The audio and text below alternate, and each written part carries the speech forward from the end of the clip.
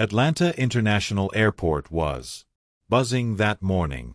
Families rushing with luggage, groggy tourists from red-eye flights, business people with earbuds locked in their own worlds.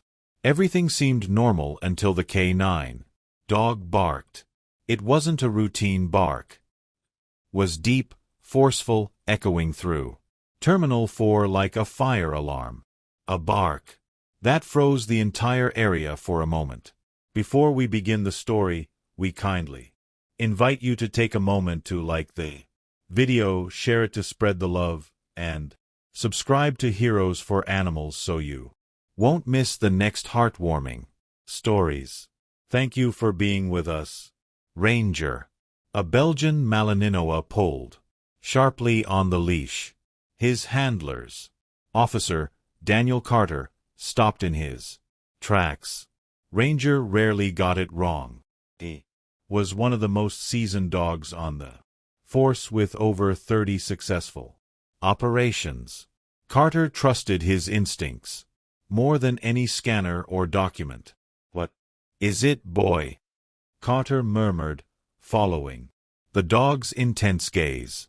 There he was, a man in a sharp suit, clean-cut, discreet, glasses, leather briefcase, and a perfect smile. Beside him, a small boy, maybe 5, with light brown hair and wide eyes. He wore a cartoon t-shirt and clutched a teddy bear like it was the only thing keeping him afloat. Ranger wouldn't stop barking. "Excuse me, sir." Carter approached. "Would you mind stopping for a moment? Is there a problem, officer?"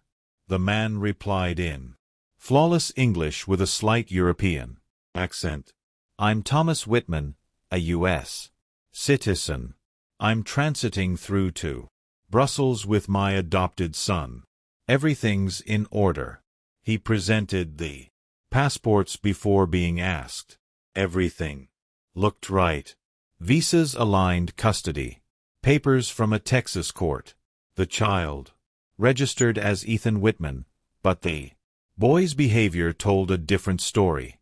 He didn't speak, didn't smile, didn't respond. When a female officer crouched to gently ask him a question, he didn't even lift his gaze. "He's shy," the man cut in calmly. "He's been through trauma. I'd prefer if we didn't push him." Carter felt something twist in his gut. The documents checked out, but Ranger didn't just sniff bombs or drugs. He sniffed fear. "Tension lies in this boy Ryer of all 3 for protocol. I'm going to need you to come with us for a private check," Carter said evenly. The man agreed without resistance.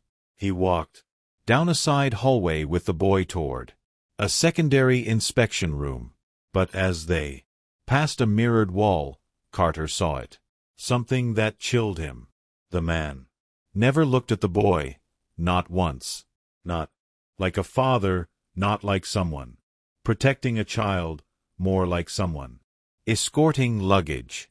Back in the control room, data Carter requested was being processed.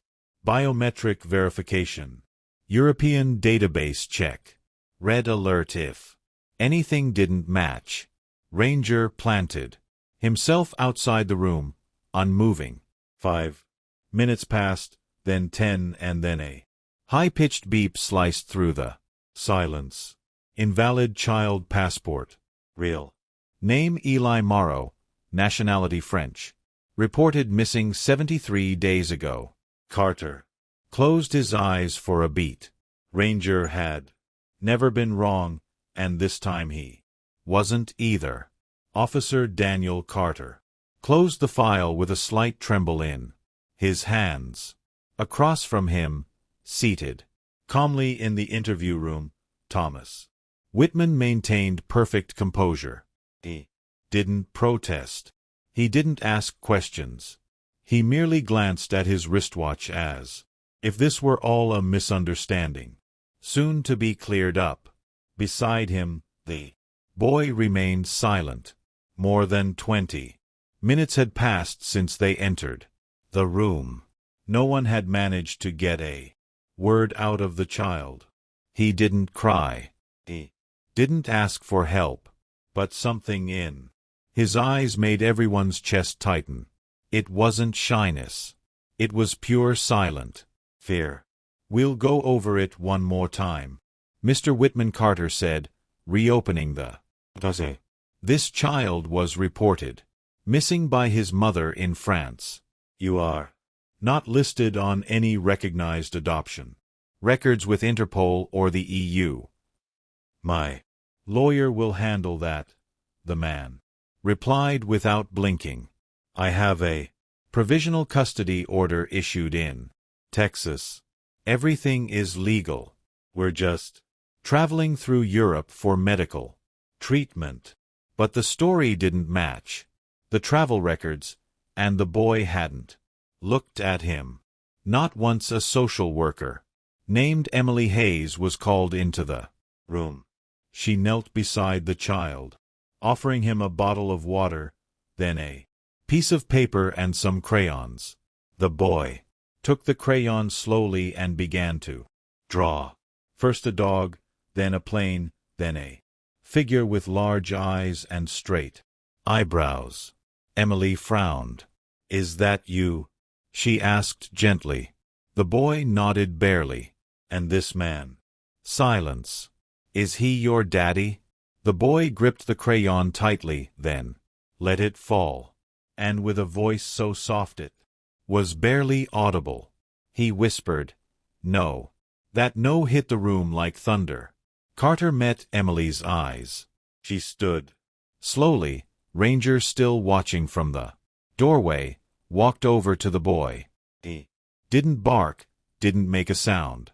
He simply sat beside him and rested his snout on the child's leg. The boy looked at the dog and smiled for the first time. "Your name's Eli, isn't it?" Emily asked softly. He nodded. "Can you tell me where your mommy is?" The boy stared at the floor. Another whisper in Marseille's. "She told me by if I ever got lost to say I was looking for her." And in that moment everything became clear. The documents were fake. The custody arrangement non-existent. The trip was a cover. The adoptive father had manipulated everything to take Eli out of the country. His motive still unknown. But the pain was obvious.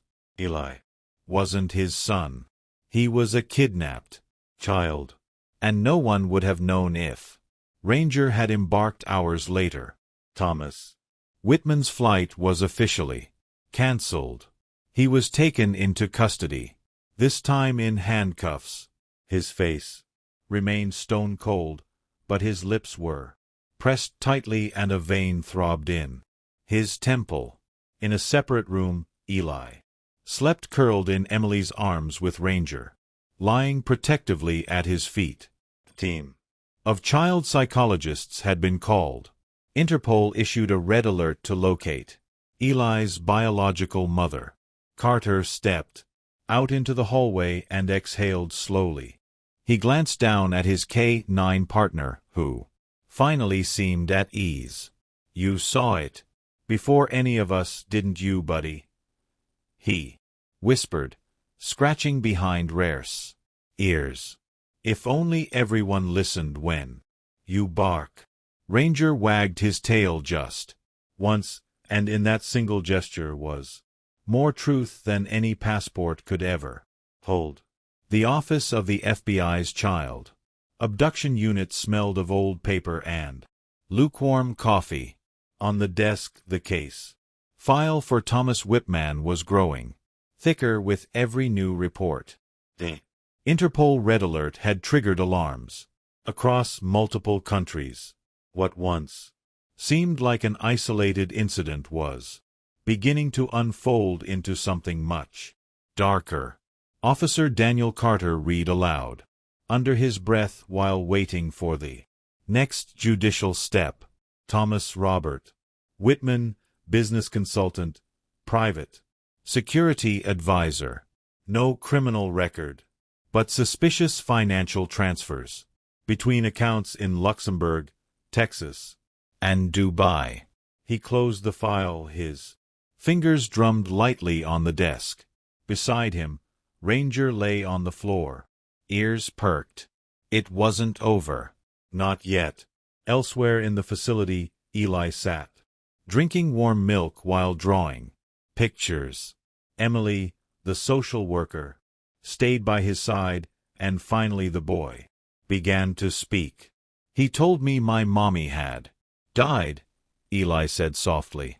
He said I had to go with him, that if I cried, the bad guys would come. Did you believe him? Emily asked gently. Eli paused. Then he set the crayon down and drew a new image. A dun. Then he looked up and said, "No, because Mommy would never let me leave without my teddy bear." That bear with drooping ears and patched up seams was the only thing Eli had brought with him from Marseilles. He clung to it like a shield. Emily swallowed hard. Children, she thought, far more than we give them credit for, and they stay silent about far more than they should. Meanwhile, French authorities had located Claire Morrow, Eli's biological mother. She had reported his disappearance 73 days earlier to no avail. No one had listened. She had no legal counsel, no resources, only a mother's desperate cry that went unheard. But this time was different. From Atlanta, the International Crimes Unit arranged for her immediate transport. An emergency reunification procedure was activated. Carter received the call at 3 p.m. The mother is alive. She's being flown in on a special charter tonight. He closed his eyes for the first time since the ordeal began. Something inside him loosened. Ranger, as if sensing the shift, gently rested his snout on Carter's knee. When Thomas Whitman was summoned for another interrogation, his earlier arrogance had vanished. He looked pale, restless, sweating. "What were you planning to do with the child?" the prosecutor asked. Silence. Why the false documents? Why the deception? "'Cause Whitman finally muttered because she didn't know what she was doing. Eli needed a real life, a proper education, a future, not emotional chaos. And you thought kidnapping was the answer." Whitman clenched his jaw. He no longer looked like a polished executive. He looked like what he truly was, a manipulator, with resources, willing to do anything to retain control. But this time, control was no longer his. That night, Claire arrived at Hartsfield-Jackson, Atlanta International Airport. The moment she saw her son across the room, she screamed his name, Eli. The boy lifted his head and ran. The hug that followed was so powerful, it brought tears to the eyes of more than one officer in the room. Ranger stood a few feet away, motionless. He tilted his head slightly, as if recognizing that nameless feeling only dogs can truly sense. "Thank you for not giving up," Claire whispered to Emily through tears. "Thank you for believing in me, and in him. We just followed the one who really saw the truth," Emily replied, nodding toward Ranger. The case wasn't closed yet, but that night, for the first time in over 2 months, a mother and her child slept under the same roof, and it had all begun because one dog refused to stay silent. Arrived gently at the Family Protection Center just outside Atlanta. Sunlight streamed through the tall windows. bathing the small room where Eli finally slept soundly wrapped in his mother's arms. Claire Morrow hadn't slept a wink, not out of fear but because she couldn't stop looking at him. Her son, alive, safe, pulled back from a nightmare the world had refused to see, except for a dog. From the hallway, Officer Daniel Carter watched in silence, cradling a cup of cold coffee, Ranger resting quietly at his feet. So much had happened in so few hours. Too much. Do you want it to go in? A nurse whispered. Carter shook his head. Not now. Let them have this moment. Just the two of them.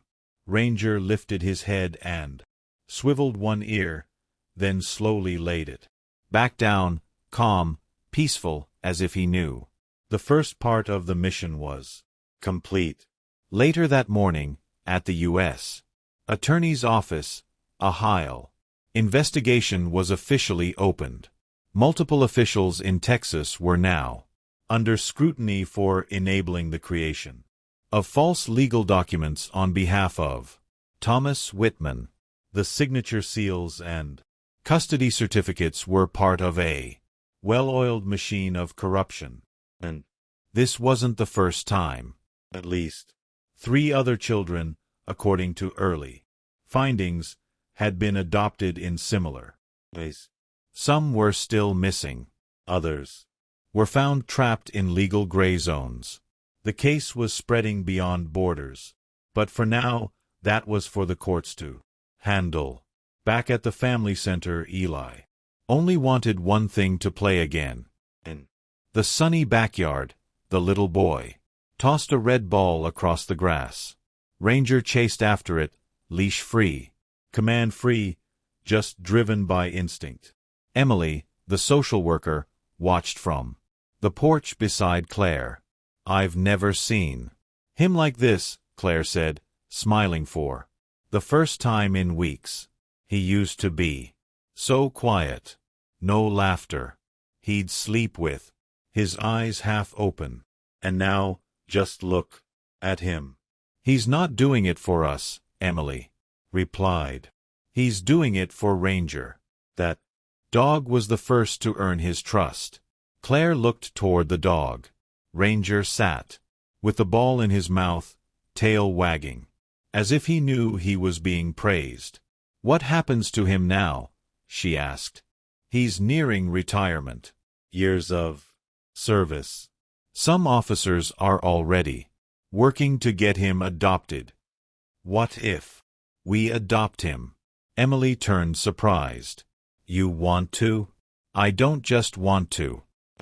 Need to. Eli doesn't feel safe without him. Neither do I. That dog didn't just save us physically. He gave us something back. We thought we'd lost our ability to trust. Emily nodded slowly. I'll see what I can do. That same day, at a quiet but firm press conference, the district attorney's spokesperson confirmed the official arrest of Thomas Whitman and the beginning of legal proceedings for international kidnapping, document fraud, and institutional manipulation.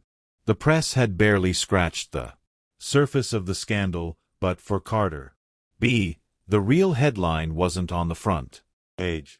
It was outside in that small yard, where Eli laughed for the first time in 73 days.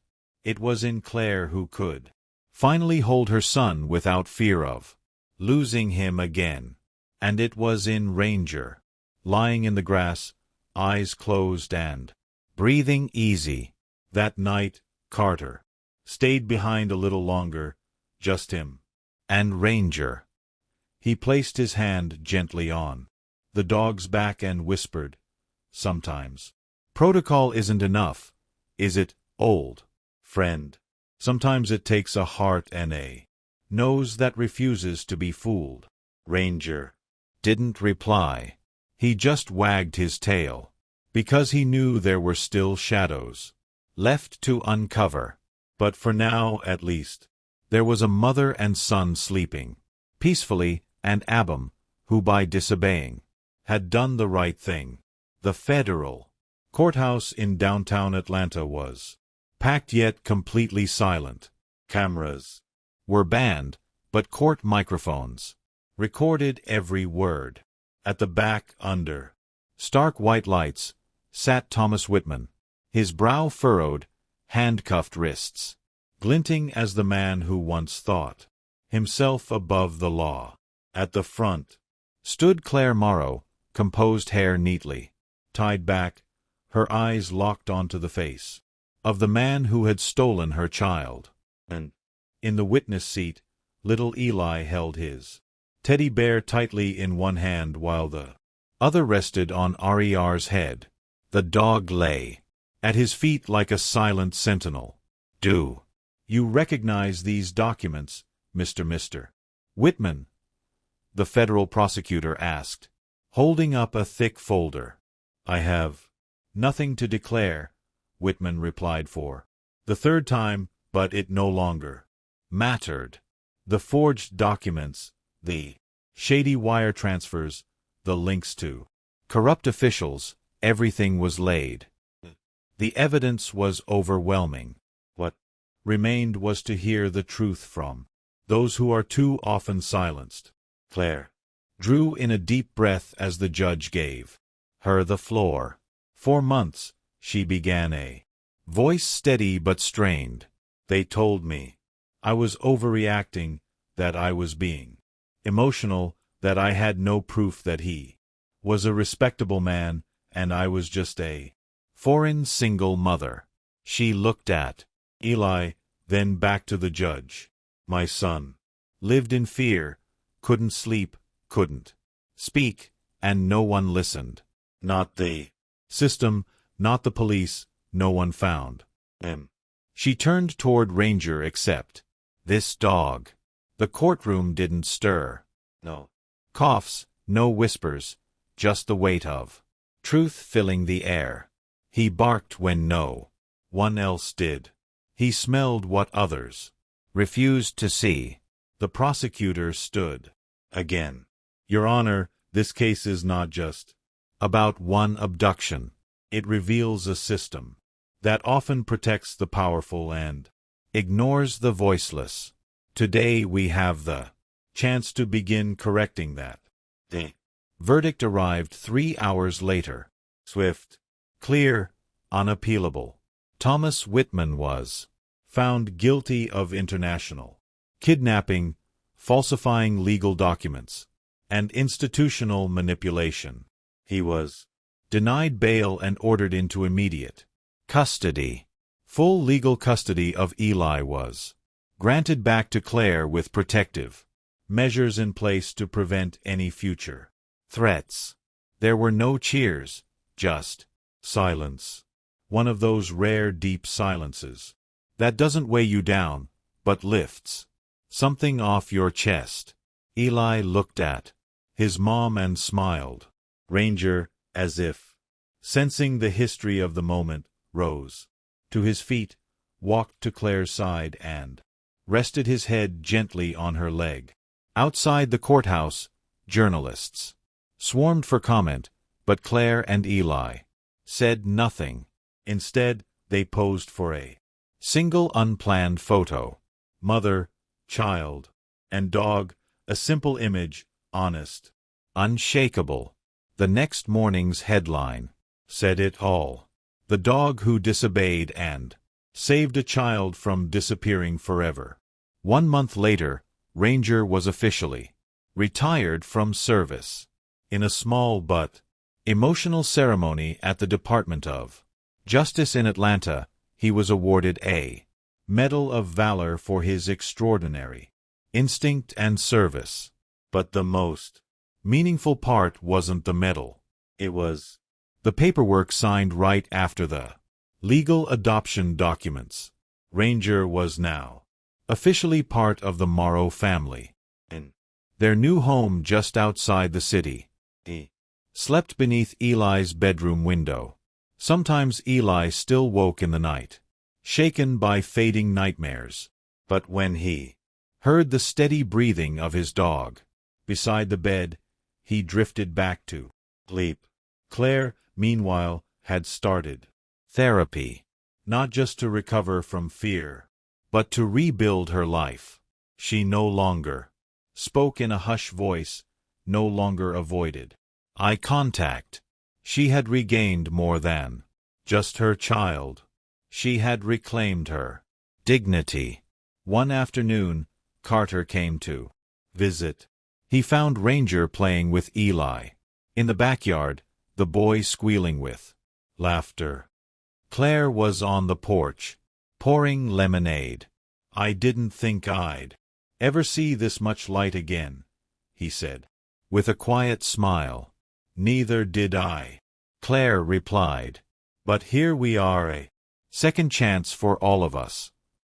Ranger, tongue out and tail wagging, trotted up to Carter. The officer knelt and hugged him tightly. "Good boy," he whispered. "You did it again." And Ranger's always said nothing. He just understood everything. It was a Sunday morning. Sunlight spilled through linen curtains. In the kitchen, Claire was making toast, while Eli, still in pajamas, chased Ranger around the living room with a superhero cape flapping behind him. Captain Eli in his flying dog. He shouted, giggling uncontrollably. Ranger, patient as ever, trotted leisurely, clearly enjoying the chase. He no longer wore a police harness, no longer followed commands, but he still fulfilled his mission with more heart than ever, protecting the family that had given him back his soul. Out on the porch, a new flower pot held a hand-painted sign that read, "Four-legged hero lives here." That day wasn't just any Sunday. Claire had been invited to speak at an international child protection forum. It was the first time she would publicly tell her story. Eli stayed with a neighbor while she flew to D.C. The auditorium was full. Judges, prosecutors, police officers, volunteers, therapists, everyone fell silent as Claire stepped onto the podium. She took a breath and began. Was alone, silenced on the edge of giving up until a dog barked. That bark didn't just save my son, it saved me. Because when no one believed me, he did. The room didn't move. "I'm not here just to say thank you," she continued. "I'm here to remind you that listening can save lives. A teacher, a caseworker, a neighbor, a dog. Any of us can be the thread that keeps someone from falling apart." She ended with a phrase that settled deep in every heart present. Surviving was an act of courage, but rebuilding, that was an act of love. Weeks later, Claire received a letter in the mail. It was from Texas. No return address. Inside was a single sheet of paper handwritten in shaky lettering. "I'm sorry I didn't believe you. You helped expose something much bigger. Your courage saved lives. Thank you." Judge who learned too late. Claire didn't need apologies. But that letter was a quiet confirmation. It had all been worth it. Back home, Eli no longer had nightmares. He slept peacefully with Ranger curled at the foot of the bed. He'd started drawing again without fear. In every sketch, two figures appeared, a boy and a dog with a cape. "I want to be like Rangers when I grow up," he told his mom one night. "Brave?" she asked with a smile. "Know someone who listens when no one else does." Claire bent down, hugged him tight and whispered, "Then you're already just like him." One crisp fall afternoon, Officer Carter visited them again. He brought a small photo album. They sat on the porch like old friends, flipping through the images, snapshots, of the journey that had changed all their lives. Sometimes I think it was all a miracle, Carter said, looking at a photo of Eli hugging Ranger. Claire shook her head gently. It wasn't a miracle. It was a dog who refused to follow an order, a man who dared to look beyond protocol, and a child who never stopped hoping someone would come find him. Carter lowered his gaze. Ranger approached quietly, rested his snout on the officer's knee, and closed his eyes. No one said anything. They didn't have. That night, Claire wrote in her journal. The words came effortlessly. True heroism doesn't always wear a uniform. Sometimes it walks quietly beside us, smells our fear, and lays down next to us when the world falls apart. Sometimes it has 4 legs and a heart bigger than our own. She closed the notebook, kissed her sleeping son, and she knew at last fear no longer lived in that house. And the dog who broke the silence had rebuilt everything.